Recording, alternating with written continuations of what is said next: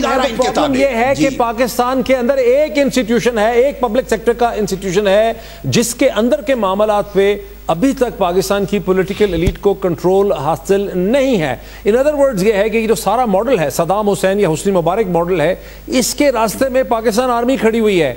मैं इसीलिए पूछ रहा हूं कि पाकिस्तान आर्मी का क्या फ्यूचर है? मैं तो फिर यही जवाब दूंगा कि कुछ दिन गुजर लेने दें तो शायद मैं इसका जवाब देने की पोजीशन में होऊंगा। जस्ट आफ्टर फ्यू डेज मैं इस पर कमेंट इस वक्त नहीं कर सकता, मगर मैं as a whole in totality जो फ्यूचर है वो पाकिस्तान का तशवीशनाक देख रहा हूं। जहां देखिए डॉक्टर मुझसे इस चीज से आगे देखिए ना, इलेक्ट्रल सिस्टम जो आएगा ये अमीरुल मोमिनीन बनेंगे। इस सारे मॉडल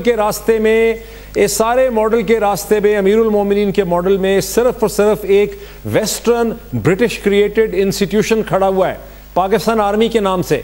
तो फिर जरा इसमें यह चीज डाल दें कि अमेरिका और हिंदुस्तान और बरतानिया की क्या इंटेंशंस हैं।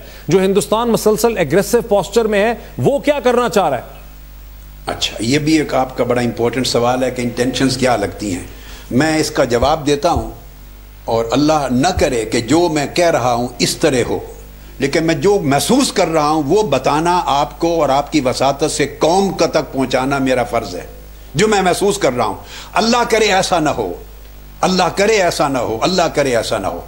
जो कुछ आपने देखा अफगानिस्तान में हो चुका, फिर इराक में हो गया था, फिर इजिप्ट में हुआ, फिर लीबिया में हुआ, यमन में हुआ, सीरिया में हो रहा है। अब सीरिया के हालात आपके सामने हैं। इसके बाद मुझे डर लग रहा है कि पाकिस्तान टारगेट है, और पाकिस्तान टारगेट अभी इस वजह से नहीं बनाया जा रहा कि ये न्यूक्लियर पावर है। वो पाकिस्तान की न्यूक्लियर कैपेसिटी चूंकि इंडिपेंडेंट एक आर्मी के हाथ में है, और जब तक वो कंट्रोल में है उस वक्त तक वो मॉडल वो सफर तय नहीं कर सकते सीरिया टू पाकिस्तान का। अब वो चाहेंगे खुदा ना खास्ता कि कोई कंप्रोमाइज हो न्यूक्लियर कैपेबिलिटी पर, और वो कंप्रोमाइज अल्लाह ना करे न्यूक्लियर कैपेबिलिटी पर। आर्मी जब तक एज एन इंस्टीट्यूशन स्ट्रांग है नहीं हो सकता, आर्मी नहीं होने देगी। मुल्क की बका की जमानत इस इंस्टीट्यूशन के साथ जुड़ी हुई है, मगर साथ पड़ोसी मुल्क किसी कीमत पे नहीं चाहता कि ये एक एज है आपका जो बराबरी पैदा करता है, जो किसी को हमलावर होने से रोकता है, जो पाकिस्तान की ऑटोनॉमी को, इंडिपेंडेंस को, सॉलिडेरिटी को किसी हद तक सिक्योर करता है। वो नहीं चाहेगी कि ये न्यूक्लियर कैपेबिलिटी रहे। इसको कंप्रोमाइज करने के लिए दुनिया की कई 4-5 बड़ी ताकतें हैं, उनकी एक सोच है। उसमें पड़ोस मुल्क भी हैं, अरब जुबान बोलने वाले भी दूर के हैं, नॉन मुस्लिम स्टेट्स, और बड़े दूर की ताकतें भी हैं।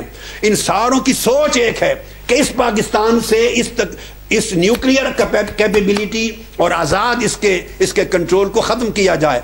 ये काम वो नवाज शरीफ साहब जैसे मफाद परस्त और करप्ट हुक्मरानों से ले सकते हैं, आर्मी से नहीं ले सकते।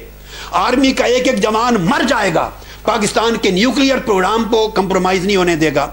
लेकिन नवाज शरीफ साहब के सपोर्टर्स तो ये बिलीव करते हैं कि नवाज शरीफ साहब ने पाकिस्तान को न्यूक्लियर बनाया, उन्होंने पाकिस्तान को एटमी ताकत बनाया।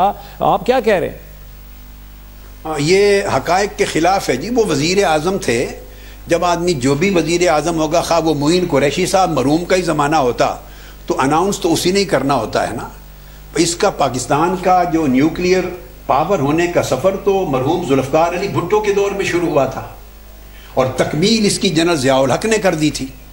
नवाज शरीफ साहब कहाँ से आ गए?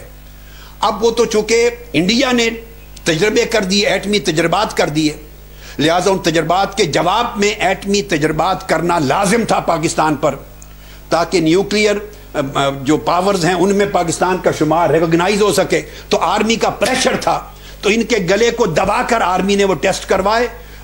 बदकिस्मती खुशकिस्मती ये उस वक्त वजीर आजम थे, अगर बेनजीर भुट्टो होती तो वो भी ये अनाउंस करती। ये तो कोई बात नहीं है, इसमें कौन सा क्रेडिट बनता है? क्रेडिट तो जुल्फ़िकार अली भुट्टो से लेकर जनरल ज़ियाउल हक तक कंप्लीट हो गया, सारा पाकिस्तान बन चुका था। अब तो एटमी तजर्बात के जवाब में तजर्बात आर्मी ने करवाए। मुझे एक